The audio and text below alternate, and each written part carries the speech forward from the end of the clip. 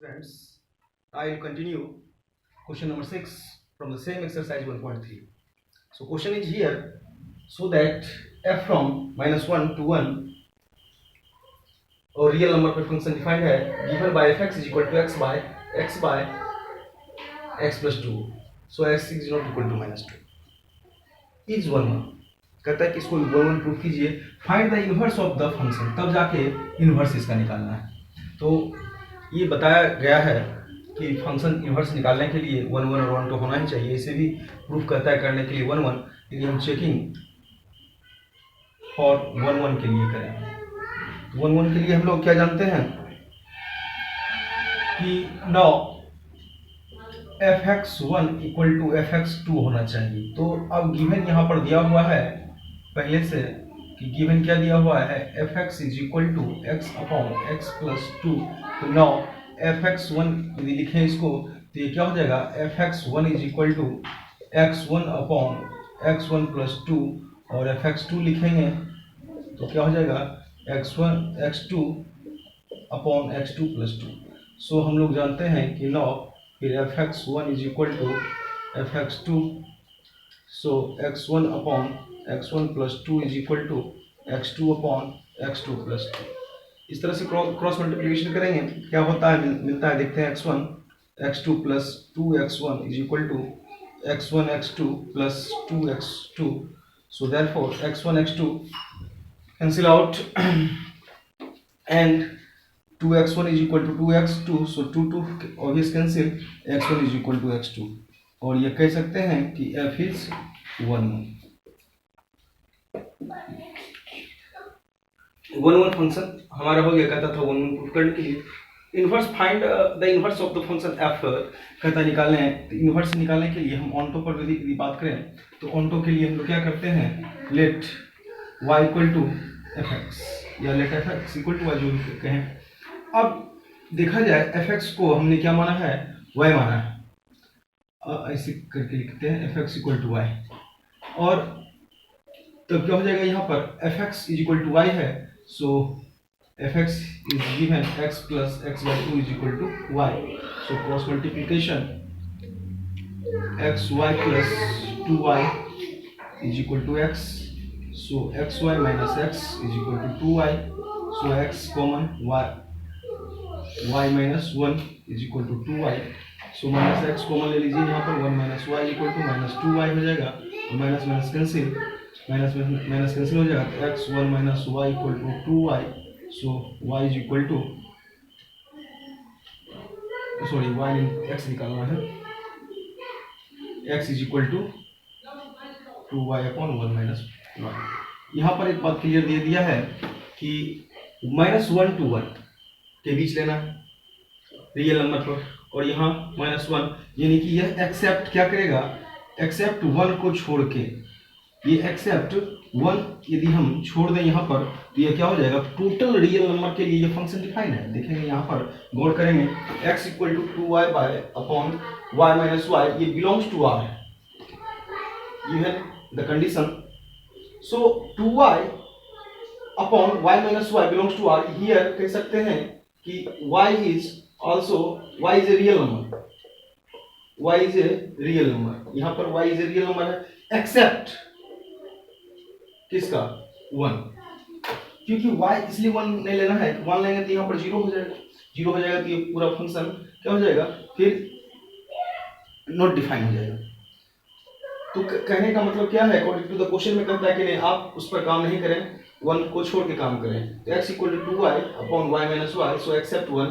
तब यहाँ पर देखते हैं कि 2y by y minus 1 belongs to क्या कर जाएगा, r कर जाएगा, एक्सेप्ट 1 पर होने पर। तो hence always x is also a real number हो जाएगा, यानी कि y का वैल्यू हम कुछ भी ले लें 1 छोड़ के, तो x क्या हो जाएगा, ऑब्वियस रियल नंबर होगा, यानी कि that means x belongs to r करेगा, और तब क्या हो जाएगा, जब x बिलोंग्स टू r करेगा तो कह सकते हैं कि f इज ऑनटो।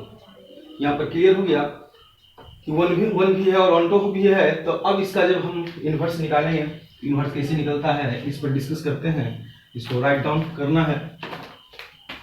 इनवर्स निकालने का क्या तरीका है बताया गया था, गॉस और फॉग निकालने के लिए। तो गॉस और फॉग पर हम लोग चर्चा करें कि गॉफ क्या है। तो इन्वर्स निकालना है, और इन्वर्स निकालने के लिए हम क्या करना पड़ेगा कि G Y equal to X मान लेते हैं। Let G Y equal to X. एक फंक्शन चूंकि डिफाइंड है g from b to a पर फंक्शन डिफाइंड है, लेकिन यहाँ पर जो फंक्शन डिफाइंड है वो कैसा है कि g फ्रॉम b यहाँ पर क्या हो गया, रेंज 2 -1 to 1 पर, ऐसा फंक्शन डिफाइंड है। और इस पर ही काम करना है हमें। जब इस पर काम करना है तो इसको देखते हैं कैसे यह फंक्शन इसका निकालते हैं। तो गॉफ यदि एफ एक्स निकालिए तो क्या हो जाएगा, जी एफ एक्स निकालिए, और जी एफ एक्स क्या हो जाएगा, G F X is equal to हमारा दिया हुआ है F X is equal to X by X plus 2 दिया हुआ है।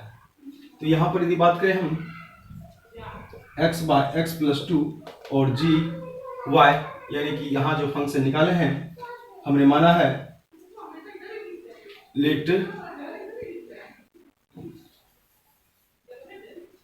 इसके पहले थोड़ा सा लिख लेते हैं, लेट कर लेते हैं जी वाई इक्वल टू एक्स मान लेते हैं। और x जो ये आया है यहाँ पर देखेंगे x equal to 2y minus क्या है 2y अपॉन 1 माइनस y है।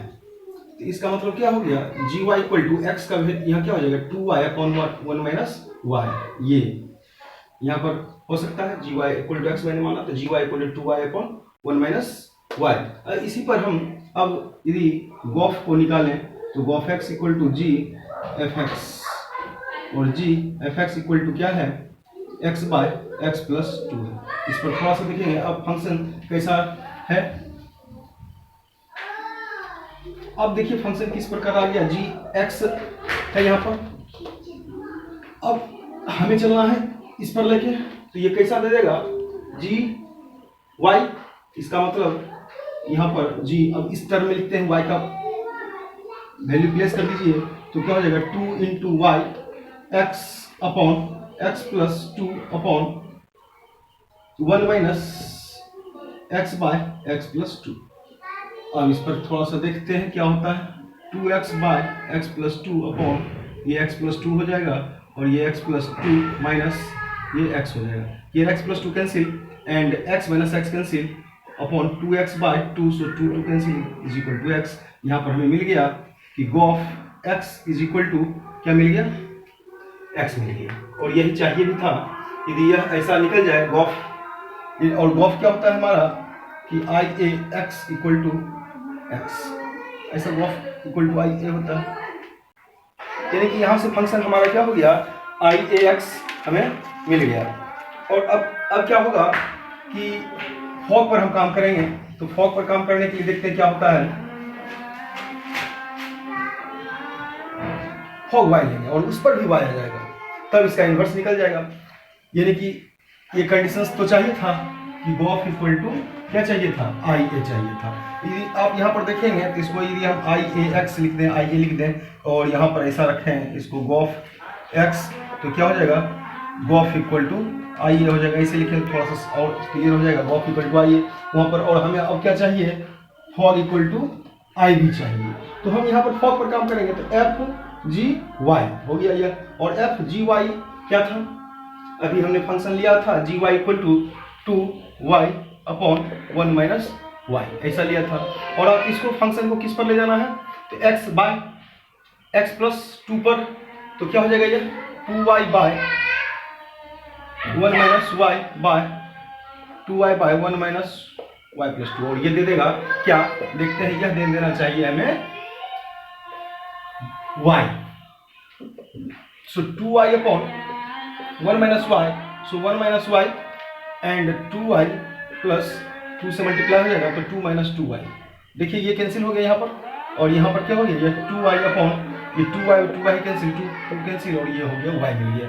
और ऑब्वियस कह सकते हो आप कि फॉग y इक्वल टू आपको आ गया y, और यह कह सकते हैं कि फॉग y इक्वल टू क्या हो जाएगा, अब यहाँ पर फॉग y इक्वल टू हम लिख सकते हैं आई ए वाई, और यह आराम से लिख सकते हो आप, हमें चाहिए था fog equal to Y.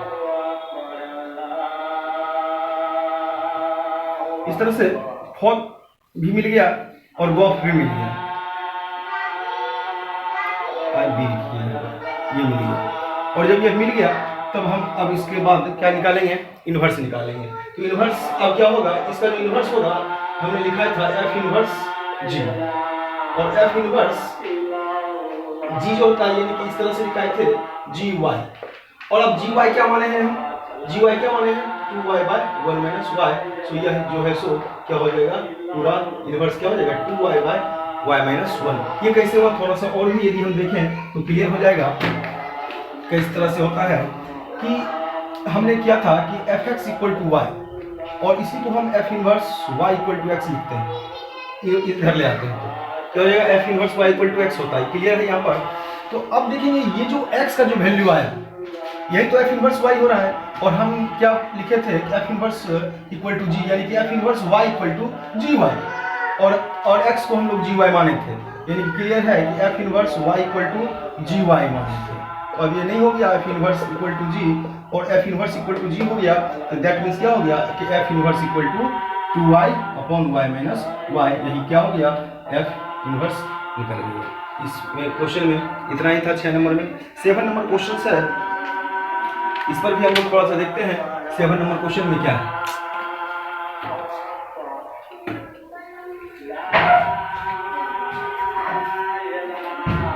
Question number 7, consider f from R to R given by fx equal to 4x plus 3, कहता है so that f is inversible, कहता है so that f is invertible, और इन्वर्टेबल है तब इसका क्या निकालिए, फाइंड इट इनवर्स निकालिए, फाइंड इट्स इनवर्स निकालिए। अब क्लियर हो गया। सॉल्यूशन में क्या करना है, गिवन दिया हुआ है f from r to r दिया हुआ है, और फंक्शन क्या है fx equal to 4x plus 3, और 1 1 चेक करेंगे। पहले 1 1 चेक करना है, तो 1 1 चेक करने के लिए क्या करेंगे, हम आपको पता होना चाहिए fx1 लिखेंगे तो 4x1 प्लस 3, और fx2 लिखेंगे तो क्या हो जाएगा 4x2 प्लस 3। कोई इसमें ज़्यादा प्रॉब्लम नहीं होनी चाहिए। और तब now fx1 equal to fx2 हो जाएगा, और fx1 हमारे पास 4x1 plus 3 equal to 4x plus 2, और ये क्या हो गया 3 3 कैंसिल हो गया, तो 4x1 इक्वल टू 4x2 हो गया। इसमें ज़्यादा समझना वाली बात है ही नहीं, बार बार ये बन रहा है तो फिर क्या हो गया 1 1 हो गया। और अब हम लोग को चलना है ऑन्टो फंक्शन के लिए। ऑन्टो है तब इसका इन्वर्स निकल पाएगा, दोनों होना चाहिए। और ऑन्टो के लिए क्या होगा, यहाँ पर ऑन्टो के लिए यदि चेक करें हम तो क्या मानते हैं, लेट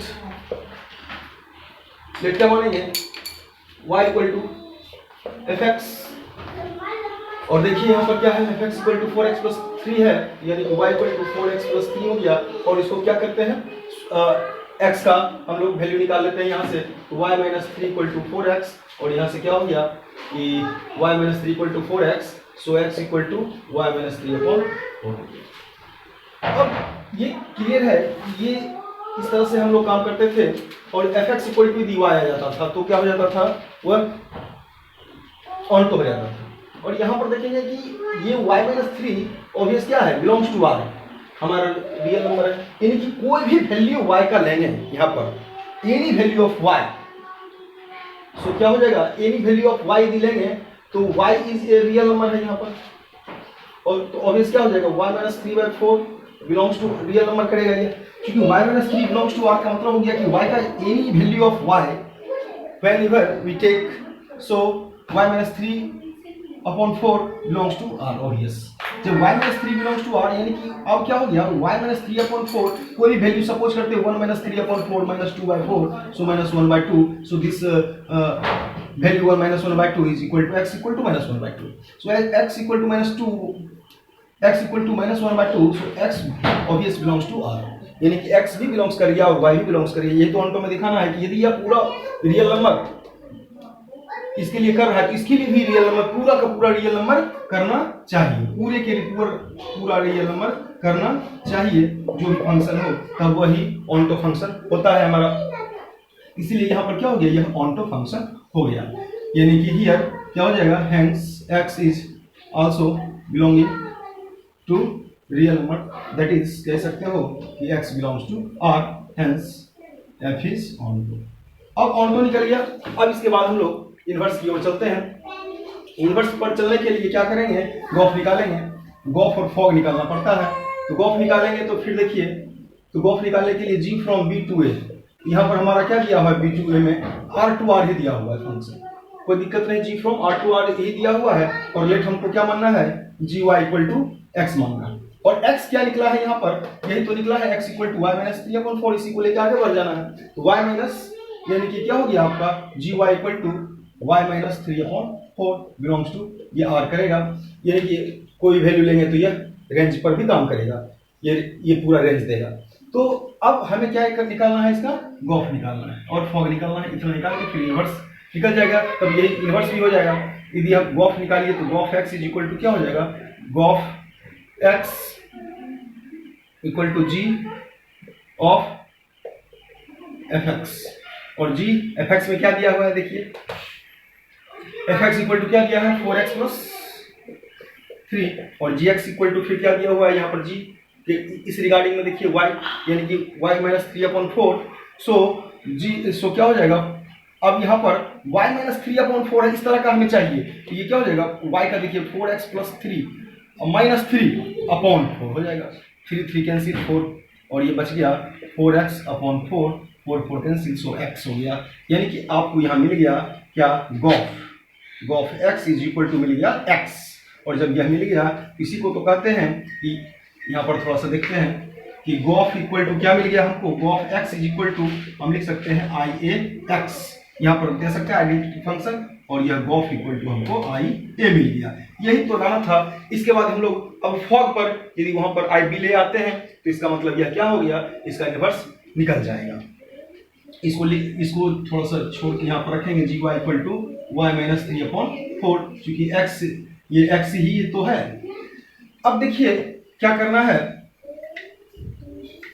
फॉग निकालना है, तो फॉग y निकालिए, तो फॉग y निकालिए तो क्या होगा, f g y हो जाएगा। यहाँ पर सब क्वेश्चन एक ही जैसा हो रहा है। अब क्या हो जाएगा, f और gy क्या है, y माइनस 3/4, और fx क्या है, 4x प्लस 3 है, तो 4 और x यानी कि पूरा y माइनस 3/4 अब प्लस 3 हो जाएगा, 4 कैंसिल, और यहाँ से 3 कैंसिल, बच गया y। So for y equal to क्या हो जाएगा, IB, y लिख सकते हो या IJ लिखना है, तो फॉर इक्वल टू क्या हो जाएगा, IB हो गया। अब यह क्या हो गया, इसका अब इनवर्स निकलेगा, हेंस f इज इन्वर्टेबल कह सकते हो आप, hence f is invertible function. जब इन्वर्टेबल फंक्शन निकल गया तो अब हम लोग क्या निकालते हैं, f inverse equal to g निकालते हैं। अब देखिए f इनवर्स g का मतलब क्या होता है, अभी जस्ट बताया गया था, क्या बताया गया था, f inverse y equal to gy, so f inverse equal to g, फिर से देख लेते हैं, f inverse equal to g, और हमने क्या निकाला था, fx इक्वल टू y है, इसी को तो लिखते हैं f inverse y equal to क्या लिखते हैं, x। तो f inverse y equal to x जो लिखते हैं, तो जो x का जो वैल्यू है यही तो क्या है, इनवर्स है, यानी कि f inverse equal to g का मतलब ऐसे भी लिख सकते हो आप कि f inverse y equal to gy, और gy इक्वल टू क्या है, gy इक्वल टू x है, और x इक्वल टू हमारे पास क्या है, x इक्वल टू क्या था हमारे पास, y माइनस 3/4, यही हमारा क्या निकल गया, इनवर्स निकल गया।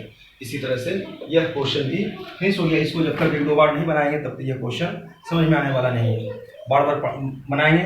तो first of all I have to find 1 1 and 1 2, thereafter I have to find gauge and fog, then I have to find inverse। Finally inverse पर हम लोग पहुंच जाते हैं। इतना काम करना होता है, इतना स्टेप बाय पर काम करेंगे तो आसान हो जाएगा। इसलिए इसको बनाएंगे फिर देखते हैं। ग्राफिकल पर भी हम लोग थोड़ा सा देखेंगे कि कैसे हॉरिजॉन्टल लाइन और वर्टिकल लाइन पर फंक्शन को देखते हैं, और फिर इनवर्स उसका कैसा ग्राफ पर दिखता है वह भी दिखाएंगे। और हॉरिजॉन्टल टेस्ट, वर्टिकल टेस्ट मैंने पिछले वीडियो में पढ़ाया है, इसके पहले वाले वीडियो में देखेंगे आप जाके, और उस पर फिर हम लोग बात करेंगे। क्वेश्चन भी इसका कंप्लीट करने के बाद फिर ग्राफिकली रिप्रेजेंटेशन के अनुसार हम लोग इनवर्स देखेंगे कि किस तरह से इनवर्स उसका हम निकाल पाते हैं। Thank you.